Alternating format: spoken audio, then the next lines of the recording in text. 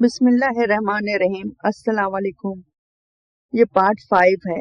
ہم آپ کے لیے کتاب لائے ہیں مستانی، حواس منتہا یوسف، مصنف محمد مونس خان۔ یہ کتاب آپ کے لیے بک شیئر پاکستان آڈیو لائبریری کی جانب سے پیش کی جا رہی ہے۔ دیگر معلومات اور کتابوں کے لیے آپ رابطہ کر سکتے ہیں۔ کال نمبر 0300291960 یا واٹس ایپ نمبر 0333249537 پر محمد اظہر لطیف سے۔ اس کے اسپانسر ہیں علی رضا۔ یہ کتاب 200 صفحات پر مبنی ہے۔ تو آئیے سنتے ہیں پارٹ 5 صفحہ 73 سے۔ میں بے تحاشا تیزی سے زینا آ رہا تھا کہ اچانک پاؤں پھسلا، شاید کوئی تختہ نکل گیا تھا۔ میں لڑکتا ہوا نیچے آیا۔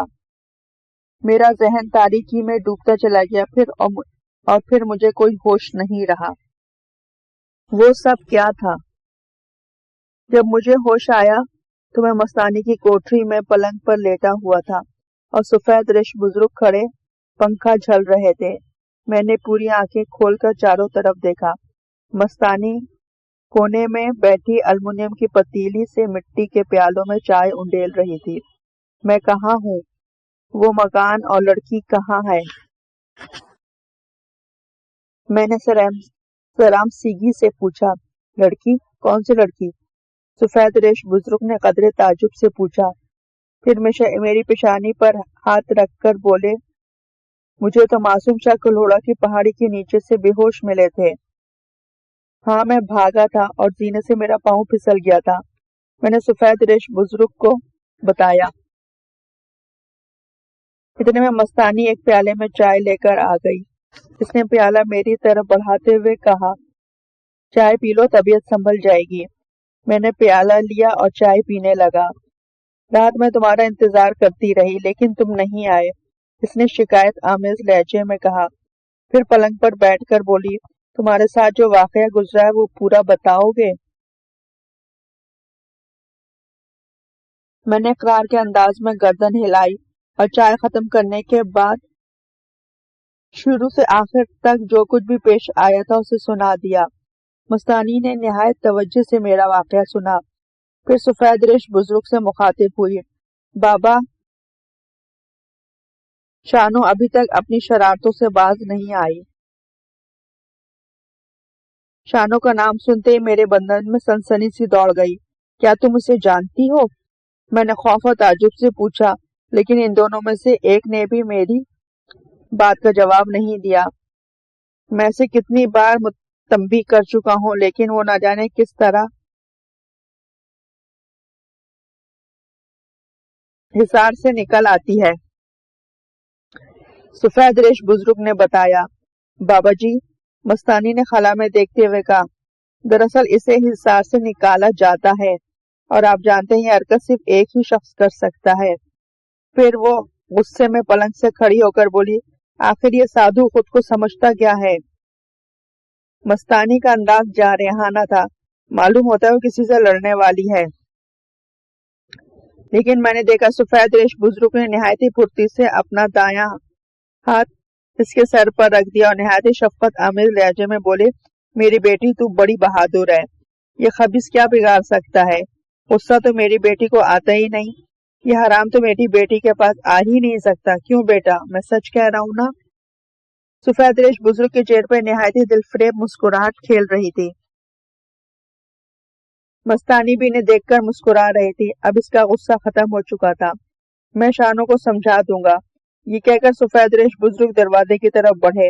نہیں، بابا جی سے میرے پاس بھیج دیں، مستانی نے پرزور لہجے میں کہا۔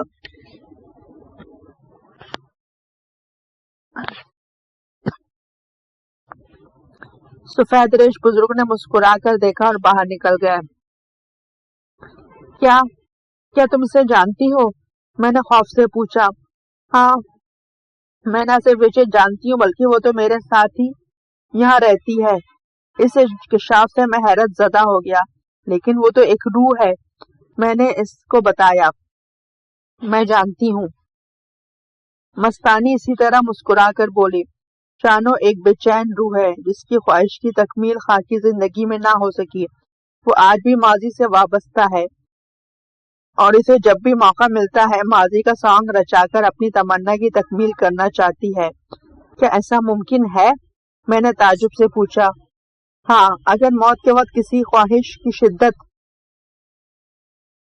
قائم رہے تو بعض دفعہ روح اس خواہش کی تکمیل میں بھٹکتی رہتی ہے. مستانی نے بتایا. جبھی تو مسلمان کے لیے لازم ہے کہ عالم سکوت میں سے صرف خدا کو یاد کرے. ابھی مستانی نے اتنا ہی کہا تھا کہ میں آؤں کی آواز سنائی دی. میں نے دیکھا کوٹری کے دروازے پہ ایک سفید اور کالے رنگ کی بلی اندر آنے کی منتظر ہے.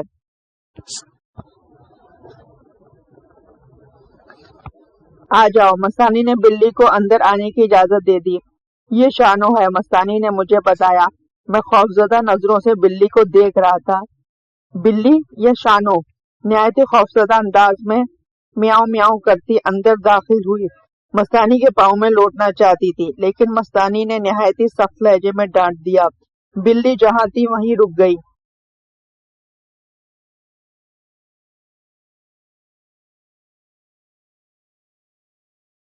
بتا تو درخت کے آگے سے کیوں گئی تھی؟ مستانی نے نہایت سخت لہجے میں پوچھا. بلی جو کہ زمین پر منہ لٹکائے کھڑی تھی آہستہ سے غو غو کر کے غرائی. اس کی یہ غراہٹ لمبی تھی اور اس غراہٹ میں ایک صاف آواز سنائی دے رہی تھی. میں وہ رک دو تیرے سکھ دیو کی ایسی کی تیسی. مستانی نے غصے میں کہا. یہ تو اس کی بات مانے گی؟ اس نے پوچھا اور پھر بلی پر نظریں جما دی. میں نے دیکھا خوف سے بلی کے بال کھڑے ہو گئے. اس کے حلق سے دبی دبی خرخراہٹ نکل رہی تھی. پھر وہ زمین سے تقریباً 2 فٹ اوپر اچھلی اور پلٹا کھا کر گری. اس پٹخنی نے اسے نہایت زوردار چوٹ لگی. وہ نہایت ہی دلسوز آواز میں میاؤں میاؤں کرنے لگی جیسے اکثر بلیاں روتے وقت کیا کرتی ہیں. اگر اب تو نے کوئی حرکت کی تو اس سے بھی زیادہ سخت سزا دوں گی. مستانی نے انگلی کے اشارے سے تنبیہ کرتے ہوئے کہا. جا اب دفع ہو جا. اور یہ سنتے ہی دم دبا کر بھاگ گئی. میں حیران نظروں سے مستانی کو دیکھ رہا تھا.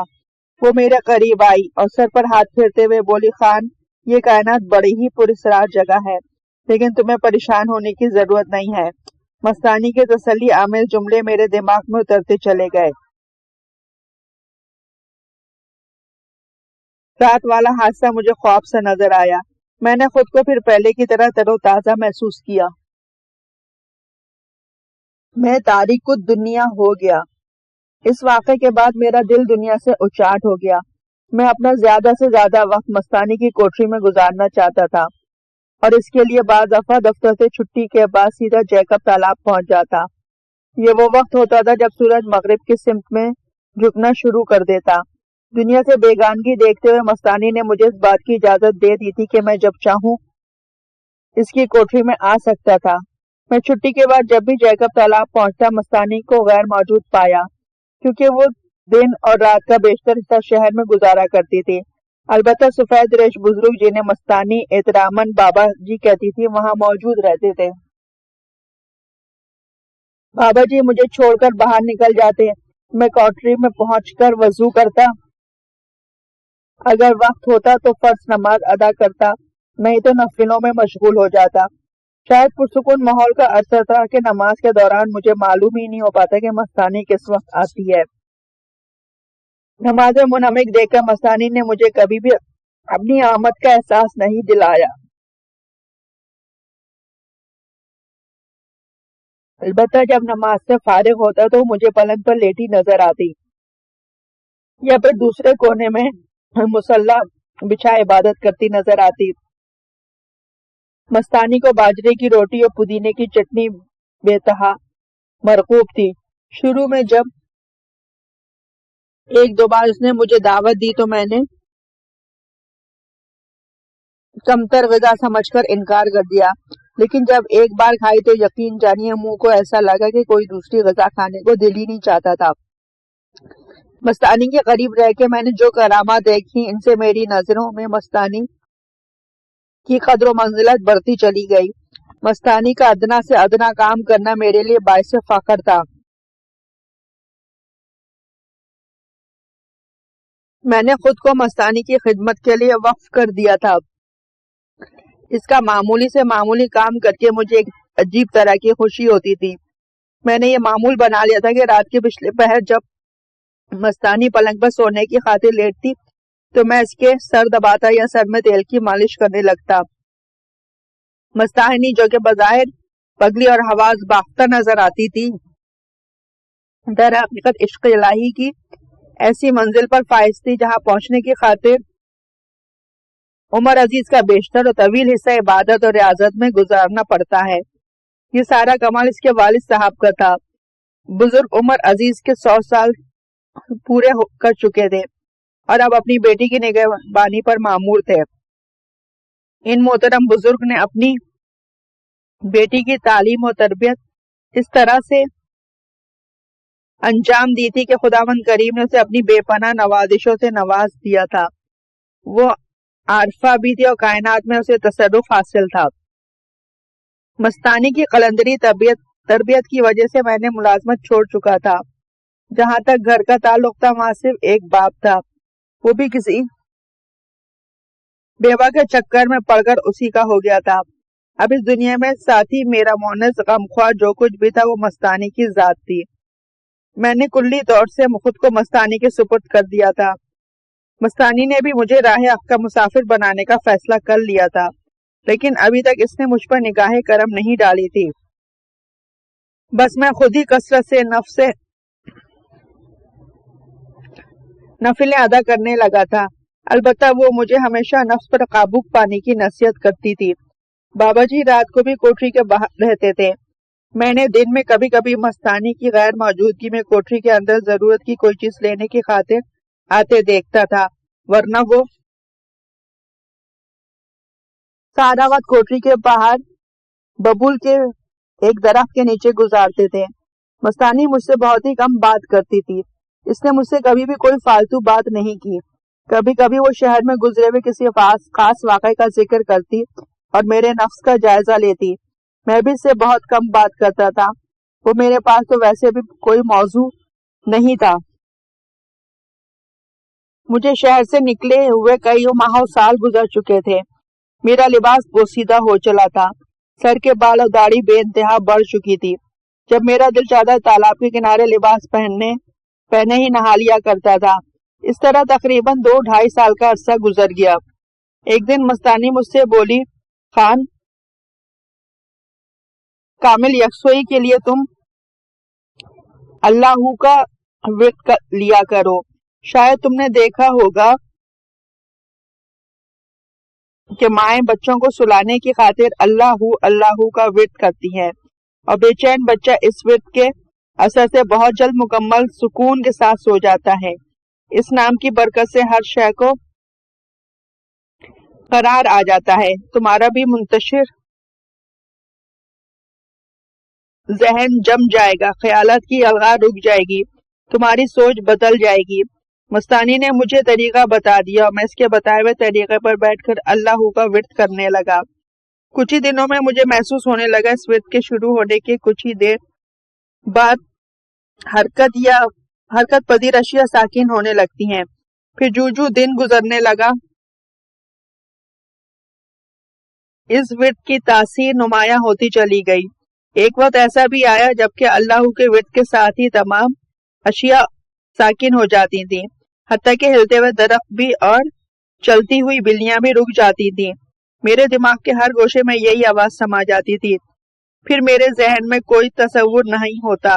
اللہ کی حیرت انگیز تاثیر سے میں نہ صرف حیران تھا بلکہ خوش بھی تھا۔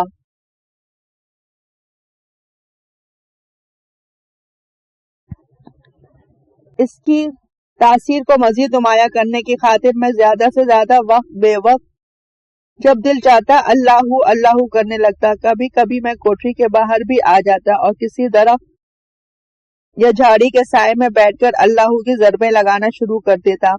بعض دفعہ اڑتے ہوئے پرندے بھی دم ساتھ لے کر بیٹھ جاتے جیسے ان میں جان نہ ہو۔ اس دوران مجھے اپنا بھی ہوش نہ رہتا، میں ماحول سے بالکل ہی بے خبر ہو جاتا تھا۔ ایک دفعہ میں ایک درخت کے نیچے بیٹھا اللہ کی ضرب لگا رہا تھا، میرے سامنے پرندے میرے سامنے دم سادے بیٹھے تھے، ہر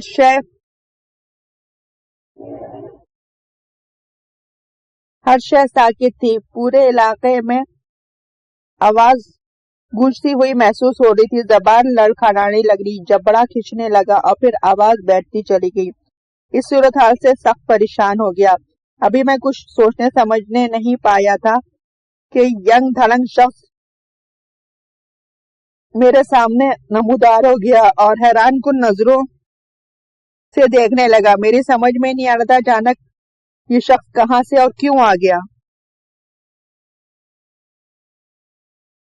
سکھ دیو، اس کی عمر بمشکل 35-40 سال ہوگی، جسم نہایت ہی گٹھا ہوا، سر کے تمام بال کٹے ہوئے تھے، صرف سر کے درمیان بالوں کی ایک موٹی سی لٹ تھی جو کہ خم کھاتی ہوئی پیچھے کی جانب چلی گئی تھی۔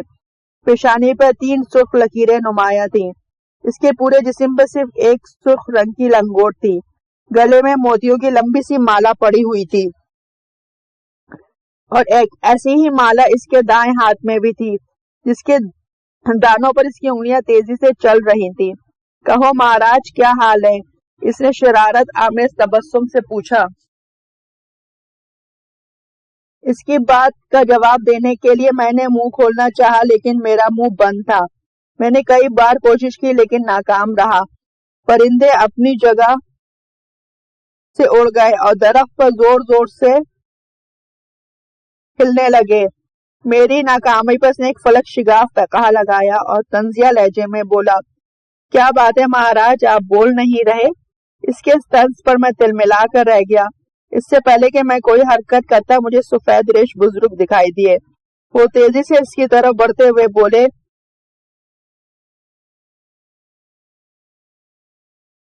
پدھارے مہاراج پدھاریے، آپ آج ادھر کیسے نکل آئے؟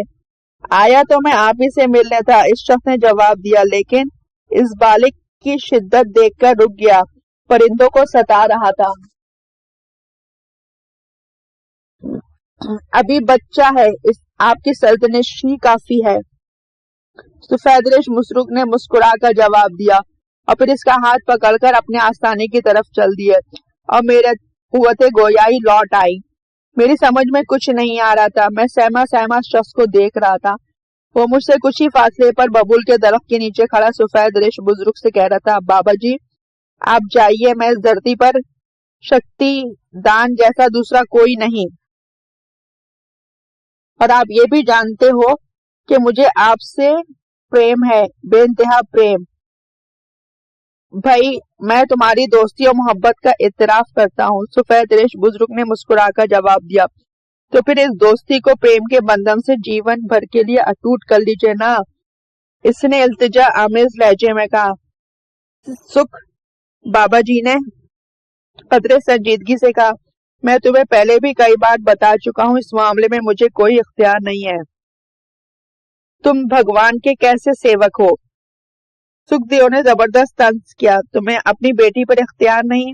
اس دنیا میں کسی کو کسی پر اختیار نہیں ہے، بابا جی نے نہایت تحمل سے جواب دیا، مختار کل تو صرف ایک ہی ذات ہے، انسان تو پھر اپنی مرضی کا مالک ہے، وہ اپنی خواہشوں کو اپنی مرضی کے مطابق پورا کرنے کا حق رکھتا ہے، لیکن اسے یہ حق کس نے دیا؟ سکھ دیو نے برجستہ جب پوچھا۔ اللہ نے، بابا جی نے مسکرا کر جواب دیا، میرا یہ مطلب نہیں تھا، سکھ دیو کھسیانہ ہو کر بولا، آپ کو اپنی بیٹی پہ تو اختیار حاصل ہے، اگر مجھے اختیار حاصل ہوتا تو تمہیں اتنی زحمت نہیں اٹھانی پڑتی۔ بابا جی نے سمجھاتے ہوئے کہا، میں تمہیں پہلے ہی بتا چکا ہوں، ہر انسان اپنی مرضی کا مالک ہے، میں تو صرف یہ چاہتا ہوں۔ سکھ دیو سوچ کر بولا کہ 2 طاقتیں ایک ہو جائیں تو اچھا ہے، اگر اللہ کو یہ منظور ہے تو ایسا ضرور ہو جائے گا۔ بابا جی نے دائیں ہاتھ کی انگلی آسمان کی طرف اٹھا کر کہا، اور اگر اس کو منظور نہیں تو پھر کچھ نہیں ہوگا۔ یہ چھوڑا کون ہے؟ اچانک سکھ دیو نے میرے بارے میں پوچھا۔ اللہ کا بندہ ہے، بابا جی نے حسب عادت مسکرا کر جواب دیا۔ میرا مطلب ہے جگہ اس کا کیا کام؟ سکھ دیو نے قدر تجسس سے پوچھا۔ زمین اللہ کی ہے، اس پہ ہر جاندار کو چلنے پھرنے کا حق ہے، بابا جی نے جواب دیا۔ گیانی معلوم ہوتا ہے، سکھ دیو پیشانی پر لکیریں ڈال کر بولا، پھر قدرے پریشانی سے پوچھا، آپ کا چیلا تو نہیں ہے؟ میرا چیلا تو صرف تم ہو، بابا جی نے روکھے لہجے میں کہا۔ جبھی تو آپ کے چرنوں میں جیون گزارنا چاہتا ہوں، یہ کہہ کر وہ بابا جی کے پیروں میں جھک گیا، لیکن بابا جی نے فوراً اس سے کندھوں سے پکڑ کر سیدھا کرتے ہوئے کہا، کیوں مجھے گناہگار کرتے ہو؟ آپ مجھے نراش کر رہے ہیں، وہ معنی خیز انداز سے بولا۔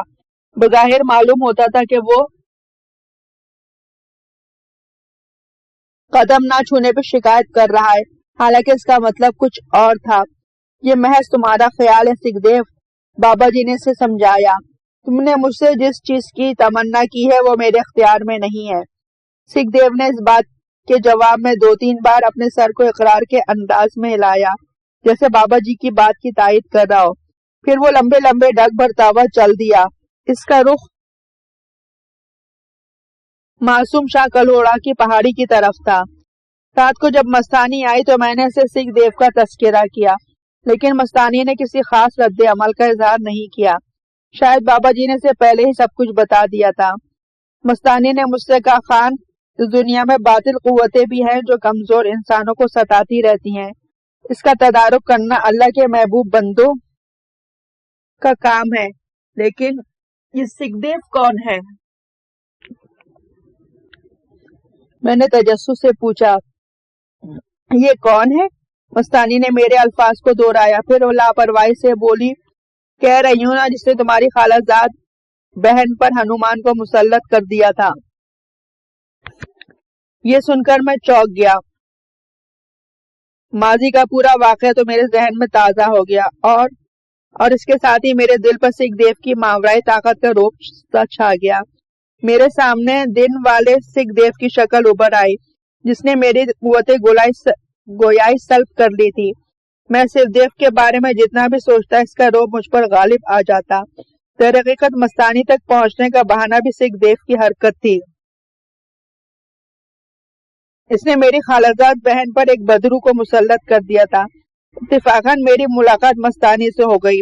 اس نے میری بہن کو اس بدرو سے نجات دلائی، اور پھر میں بھی روحوں کو تابع کرنے کے شوق میں مستانی کی تلاش کرتا ہوا اس تک پہنچ گیا، لیکن یہاں پہنچ کر میں اپنا مقصد بھول گیا اور مستانی کا بے دام غلام بن گیا۔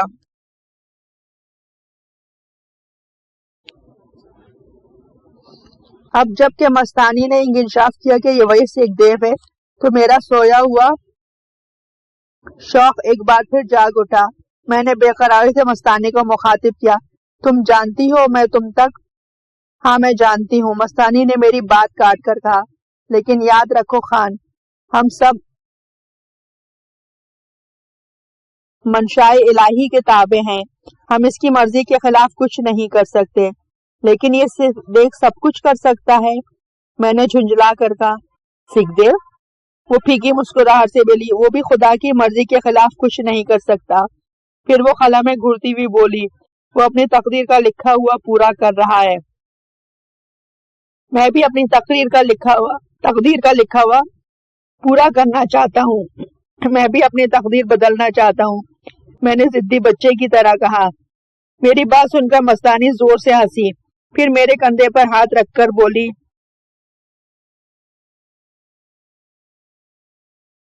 تقدیر اس طرح نہیں بدلا کرتی، تم مجھے روحوں کو تابع کرنا سکھا دو، پھر میں خود ہی سب کچھ کر لوں گا۔ میں نے اسی طرح ضد سے کہا، روحوں کو تابع کرنا کچھ مشکل کام نہیں ہے، مستانی نے مجھے سمجھایا، لیکن پہلے تم اپنی روح کو عرفان تو حاصل کر لو۔ کیا مطلب؟ میں نے حیرانگی سے پوچھا، کیا تم یہ کہنا چاہتی ہو کہ میری روح میرے قابو میں نہیں ہے؟ ہاں، تمہاری روح تمہارے قابو میں نہیں ہے۔ مستانی نے ایک ایک لفظ پر زور دے کر بولی، تم اپنے جسم کے تابع ہو اور تمہارا جسم تمہاری روح کا لباس ہے۔ یہ تم کیا کہہ رہی ہو؟ میں نے تعجب سے پوچھا۔ روح تو جسم کے اندر رہتی ہے۔ اگر تمہاری بات کو صحیح مان لیا جائے تو وہ بولی، تو پھر یہ بتاؤ سکھدیو تمہارے سامنے اچانک کیسے آ گیا؟ کیا تم نے اسے کسی راستے سے آتے دیکھا تھا؟ میں نے نفی میں گردن ہلا دی۔ اس کا مطلب صاف ظاہر ہے کہ اسے اپنی روح پر قابو حاصل ہے۔ مستانی نے مجھے سمجھایا، وہ جب چاہے جہاں چاہے جا سکتا ہے۔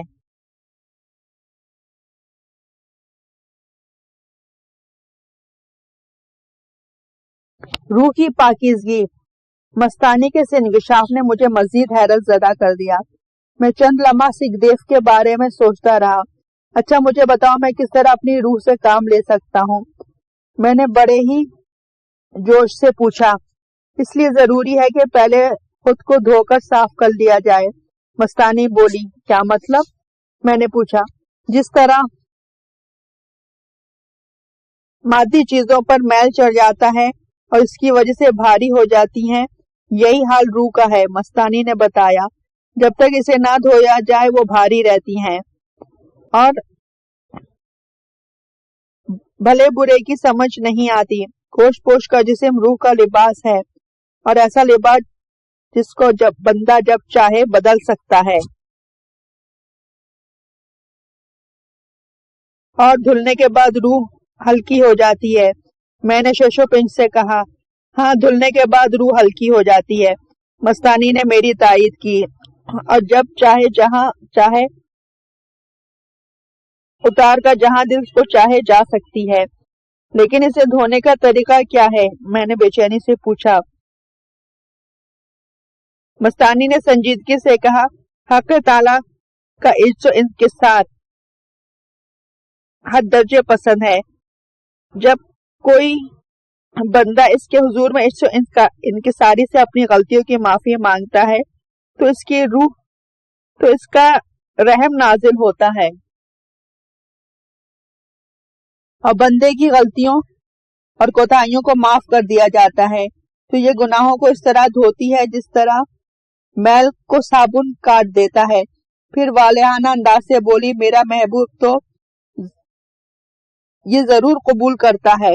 اس کا طریقہ کیا ہے؟ میں نے اس کی بات سمجھتے ہوئے پوچھا۔ اس کا طریقہ؟ مستانی نے مجھے طریقہ بتانے کے بعد کہا کہ جب تمہیں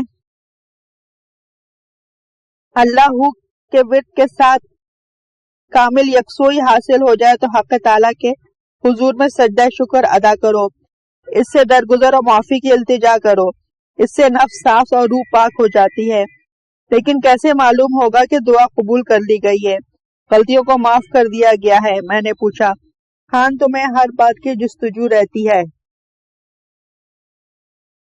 وہ مسکرا کر بولی، پھر سمجھاتے ہوئے کہا، جب تمہارا نفس پاک ہو جائے گا، روح منور ہو جائے گی اور وجود الہی کا احساس ہوگا، اور یہی تمہاری دعا قبول ہونے کی نشانی ہوگی۔ اتنا کہہ کر مستانی چلی گئی۔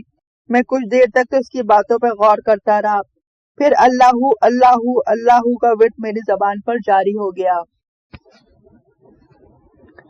مستانی نے مجھے جس خاص طریقے سے اللہ کا ورد کرنے اور سجدہ شکر بجا لانے کو کہا تھا، میں نے اس طریقے پر عمل کیا۔ یقین جانیے رات کے سناٹے میں جب اللہ کا ورد کرتا تو وقت گزرنے کے ساتھ مجھے محسوس ہوتا جیسے میں قادر مطلق کے حضور میں سجدہ ریز ہوں۔ اس کیفیت، اس حالت میں مجھے اپنا ہوش بھی نہیں رہتا تھا۔ وجود باری تعالیٰ کا احساس ہوتے ہی اور زیادہ تیزی اور زیادہ جوش سے اس کے نام کی گردان شروع کر دیتا۔ اس طریقے سے مزید 1.5-2 سال کا عرصہ اور گزر گیا۔ ایک دن جبکہ میں تالاب کے کنارے اللہ اللہ کر رہا تھا تو اپنے سامنے مستانی کو موجود پایا۔ وہ تحسین آمیز نظروں سے مجھے دیکھتے ہوئے بولی، خان یوں تو حق تعالیٰ تک پہنچنے کی کسی سفارش کی ضرورت نہیں، لیکن اس کے محبوب صلی اللہ علیہ وسلم کی محبت کا جو درجہ حاصل ہے، اس کے سامنے کسی بھی عمل کو وہ درجہ حاصل نہیں جو عشق رسول کو حاصل ہے، یعنی عبادت کو بھی۔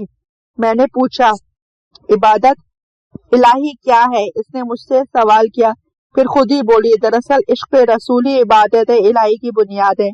عشق رسول تو یہ مطلب ہرگز نہیں کہ مسلمان صرف اللہ کے نام کی مالا جپتا رہے۔ تو پھر میں نے سوالن کہا عاشق اور سچے عاشق کا یہ فرض ہے کہ وہ اپنے محبوب کے ہر حکم کو بلا تعامل بجا لائے۔ مستانی نے بتایا اس کے اشاروں کو سمجھتے ہوئے تعمیل حکم کرے۔ عشق رسول کا فرض ہے کہ وہ احکام الہی کو پورا کرے اور احکام الہی قرآن میں موجود ہے۔ یہ تو شریعت کی بات ہوئی۔ میں نے کہا میں تمہیں شرعی حدود سے باہر نہیں رہنے دینا چاہتی ہوں۔